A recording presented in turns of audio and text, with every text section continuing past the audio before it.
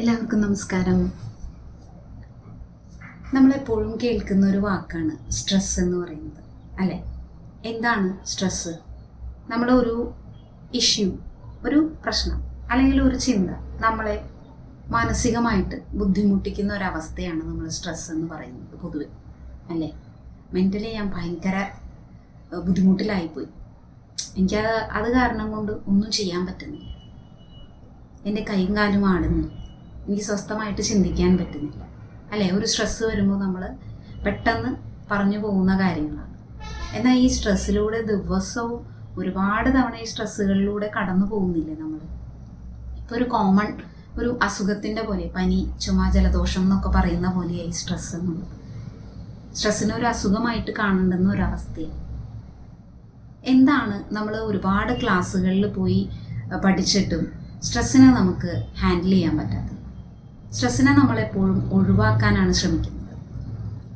എന്തുകൊണ്ട് അതിനെ കൃത്യമായി പരിപാലിച്ചു കഴിഞ്ഞ് കഴിഞ്ഞാൽ വളരെ രസകരമായിട്ട് നമ്മൾ കണക്കിലൊക്കെ മാത്സിലൊക്കെ പ്രോബ്ലം സോൾവ് ചെയ്യുന്ന ആ ഒരു സ്കില്ല് മാത്രം മതി നമുക്ക് സ്ട്രെസ്സിനെ ഹാൻഡിൽ ചെയ്യാൻ. സ്ട്രെസ്സിനെ ഒരിക്കലും ഒഴിവാക്കാൻ പറ്റുന്ന ഒന്നല്ല. നമ്മൾ സ്ട്രെസ്സിനെ ഹാൻഡിൽ ചെയ്യുകയാണ് ചെയ്യുക. അതിനെ കൃത്യമായിട്ട് അതിനെ അസസ് ചെയ്ത് എന്താണ് അതിൻ്റെ റൂട്ട് എവിടെയാണെന്നുള്ളത് നോക്കിയിട്ട് അതിനെ നമ്മൾ ഹാൻഡിൽ ചെയ്യുക, അല്ലെങ്കിൽ അതിനെ നമ്മൾ സോൾവ് ചെയ്യുകയാണ് ചെയ്യുന്നത്. അല്ലാതെ ഒരുപാട് ടെക്നിക്സ് യൂസ് ചെയ്തതുകൊണ്ട് കാര്യമില്ല. അതിൻ്റെ റൂട്ടിൽ ഹിറ്റ് ചെയ്യുന്ന രീതിയിലുള്ള ടെക്നിക്സ് വേണം ചെയ്യാൻ. നമ്മൾ സ്ട്രെസ്ഡ് ആകുമ്പോൾ നമ്മൾ ആലോചിച്ചാൽ മതി, നമ്മളുടെ ചിന്തകളിൽ നമുക്ക് ചിന്തിക്കാനുള്ള ശേഷിയാണ് ആദ്യം നഷ്ടപ്പെടുന്നത്. കാട് കയറി ഒരുപാട് ചിന്തകൾ വരും, പക്ഷെ കൃത്യമായിട്ടുള്ള ഒരു ചിന്തയിലേക്ക് എത്താനാണ് നമുക്ക് ബുദ്ധിമുട്ട് വരുന്നത്. എങ്ങനെയാണ് നമുക്ക് അതിനെ ഹാൻഡിൽ ചെയ്യാൻ പറ്റുക? പറയുമ്പോൾ നമുക്ക് യോഗ യൂസ് ചെയ്യാം. നമ്മളുടെ മൈൻഡിനെ ഒന്ന് കാം ഡൗൺ ചെയ്യാനും വളരെ റിലാക്സ്ഡ് ആയിട്ടും ഹെൽത്തി ആയിട്ട് ഇരിക്കാനായിട്ട്. അത് ഫിസിക്കൽ ലെവലിലാണ്. ഈ സ്ട്രെസ്സ് നമ്മളെ ഫിസിക്കലിയും ബാധിക്കും. ആക്ച്വലി സ്ട്രെസ്സ് ഹിറ്റ് ചെയ്യുന്നത് സബ് കോൺഷ്യസിലും നെർവസ് സിസ്റ്റത്തിലുമാണ്, അല്ലേ?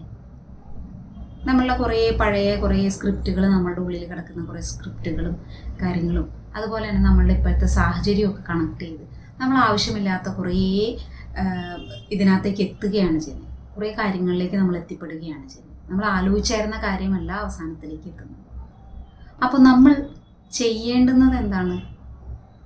ഇതിനെ കൃത്യമായിട്ടൊന്ന് അസസ് ചെയ്യുക. എന്തുകൊണ്ട് വന്നു, എന്തിനു വന്നു, അതിനെ എങ്ങനെ സോൾവ് ചെയ്യാം. ഏത് പ്രോബ്ലത്തിനാണെങ്കിലും രണ്ട് ആസ്പെക്റ്റാണുള്ളത്. ഒന്നില്ലെങ്കിൽ ആ പ്രോബ്ലവുമായിട്ട് മുമ്പോട്ടേക്ക് പോവുക, അല്ലെങ്കിൽ അതിൽ നിന്ന് ഒളിച്ചോടിയാലും വീണ്ടും അത് നമ്മളെ പിടികൂടും. അപ്പോൾ അതിനെ കൃത്യമായിട്ട് അതിൻ്റെ ഒപ്പം പോവുക എന്നുള്ളതാണ് നമ്മൾ ചെയ്യുക. അങ്ങനെ പോകുമ്പോൾ വീണ്ടും ഇതുപോലെ തന്നെ രണ്ട് ആസ്പെക്റ്റ് വരാം. ഒന്നില്ലെങ്കിൽ പോസിറ്റീവായിട്ടുള്ളൊരു റിസൾട്ട് ഉണ്ടാവും, അല്ലെങ്കിൽ നെഗറ്റീവായിട്ടുള്ളൊരു റിസൾട്ട് ഉണ്ടാവും. രണ്ടാണെങ്കിലും നമ്മൾ ഫേസ് ചെയ്യേണ്ടതാണ്. അപ്പോൾ അതിനെ ഫേസ് ചെയ്യുക എന്നുള്ളതാണ് നമ്മൾ ആദ്യം ചെയ്യുന്നത്. ആ ഫേസ് ചെയ്യാനായിട്ട് നമുക്ക് എങ്ങനെ നമ്മളെ തന്നെ ഡെവലപ്പ് ചെയ്യാം എന്നുള്ളതാണ് നമ്മൾ പഠിക്കേണ്ടത്. എങ്ങനെയൊക്കെ നമുക്ക് നമ്മളുടെ ചിന്തകളെ ഷാർപ്പായിട്ട് ഫോക്കസ്ഡായിട്ട് നമുക്ക് നമ്മളുടെ ചിന്തകളെ എത്തിക്കാൻ പറ്റുക, അതുവഴി നമുക്ക് ഈ ഒരു പ്രോബ്ലത്തെ സോൾവ് ചെയ്യുക, അതൊക്കെയാണ് നമ്മൾ പഠിക്കേണ്ടത്. സ്ട്രെസ്സിനെ ഒന്ന് ഹാൻഡിൽ ചെയ്യാനായിട്ട് അതിന് ഒരുപാട് മെത്തേഡുകളുണ്ട്. വളരെ എളുപ്പത്തിൽ നമുക്ക് നമ്മളെ തന്നെ ഡെവലപ്പ് ചെയ്യാൻ പറ്റുന്ന ഒരുപാട് മെത്തേഡുണ്ട്. അതിനെ നമ്മൾ സബ് കോൺഷ്യസ് മൈൻഡായിട്ട് റിലേറ്റ് ചെയ്ത് ഇരിക്കുന്നത് കൊണ്ട് തന്നെ നമുക്ക് NLP, neuro linguistic programme use ചെയ്തിട്ട് ഒരുപാട് ടെക്നിക്സ് ഉണ്ട്, വളരെ സിമ്പിളായിട്ട് ചെയ്യാൻ പറ്റും. അതുപോലെ തന്നെ നമ്മൾക്ക് എപ്പോഴും ഒരു പീസ് ഓഫ് മൈൻഡ് ഉണ്ടാവാൻ വേണ്ടിയിട്ട് നമുക്ക് മെഡിറ്റേഷൻസ്, സിമ്പിളായിട്ടുള്ള വളരെ ചെറിയ, ഒരുപാട് സമയമൊന്നും എടുക്കണ്ട, 5 മിനിറ്റോ 2 മിനിറ്റോ 3 മിനിറ്റോ ഒക്കെ എടുക്കുന്ന വളരെ സിമ്പിൾ മെഡിറ്റേഷൻസ്.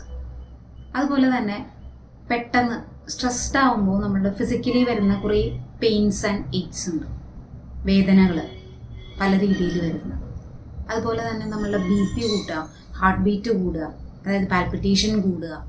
അതുപോലെ തന്നെ നമുക്ക് തലവേദന, വയർ അപ്സെറ്റ് ആവുക, ആകെ ഒരു ഡിപ്രസ്ഡ് സോണിലേക്ക് പോവുക.